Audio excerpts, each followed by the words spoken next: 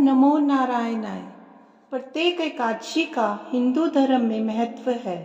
भाद्रपद माह के शुक्ल पक्ष की एकादशी तिथि को परिवर्तनी एकादशी के नाम से जाना जाता है। इस दिन भगवान विष्णु के वामन अवतार और भगवान गणेश की पूजा का विधान है। ऐसा कहा जाता है कि इस व्रत के प्रभाव से सभी पापों का अंत हो जाता है। परिवर्तनी एकादशी व्रत कथा। अर्जुन ने कहा, हे भगवान, भादों की शुक्ल पक्ष की एकादशी का क्या नाम है तथा उसके व्रत की विधि क्या है? उस एकादशी के व्रत को करने से कौन सा फल मिलता है? हे मधुसूदन, ये सब समझा कर कहिए। भगवान श्री कृष्ण बोले, हे अर्जुन, भादो मास के शुक्ल पक्ष की एकादशी को जयंती एकादशी भी कहते हैं। इस एकादशी की कथा के सुनने मात्र से ही समस्त पापों का नाश हो जाता है और प्राणी स्वर्ग का अधिकारी हो जाता है। इस जयंती की कथा से नीच पापियों का भी उद्धार हो जाता है। यदि कोई धर्मपरायण मनुष्य एकादशी के दिन मेरी पूजा करता है तो मैं उसको संसार की पूजा का फल देता हूँ। जो मनुष्य मेरी पूजा करता है उसे मेरे लोक की प्राप्ति होती है, इसमें किंचित मात्र भी संदेह नहीं। जो मनुष्य इस एकादशी के दिन श्री वामन भगवान की पूजा करता है वह तीनों देवता अर्थात ब्रह्मा, विष्णु, महेश की पूजा करता है। हे अर्जुन, जो मनुष्य इस एकादशी का व्रत करते हैं उन्हें इस संसार में कुछ भी करना शेष नहीं रहता।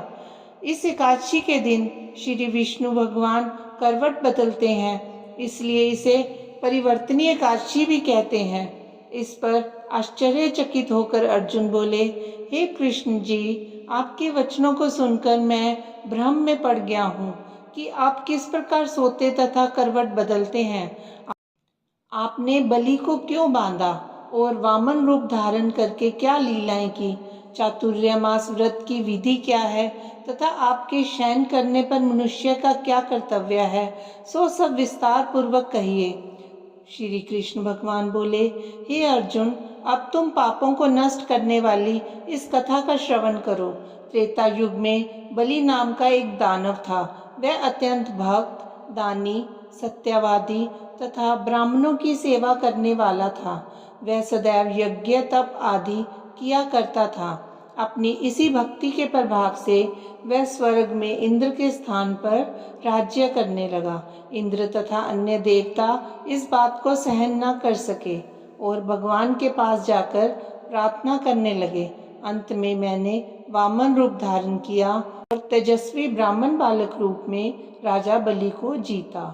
इस पर अर्जुन बोले, हे जनार्दन, आपने वामन रूप धारण करके उस बलि को किस प्रकार जीता, ये सब विस्तार पूर्वक समझाइए।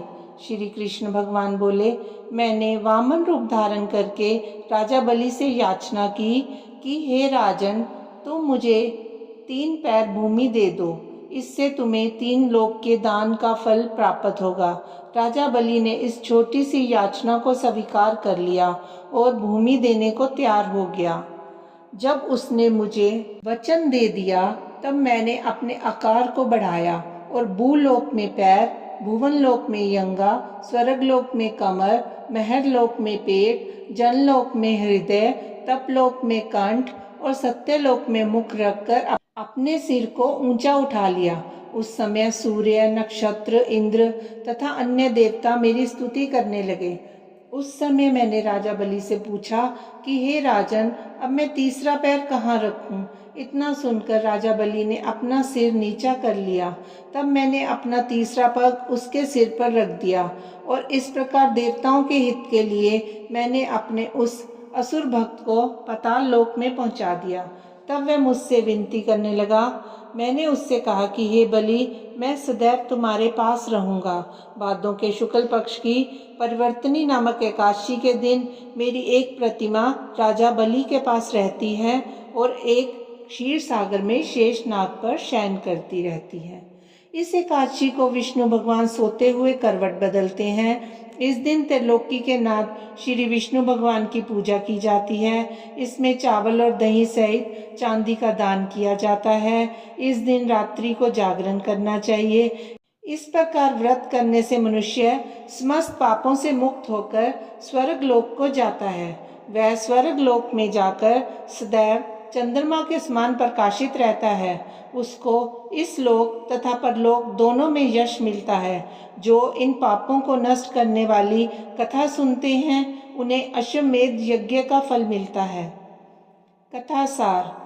व्यक्ति दान करे किंतु दान करके अभिमान न करे। अहंकार व्यक्ति को ले डूबता है। राजा बलि ने अभिमान किया और पाताल को चला गया। इससे ये भी ज्ञात होता है कि अति हर कार्य की बुरी होती है।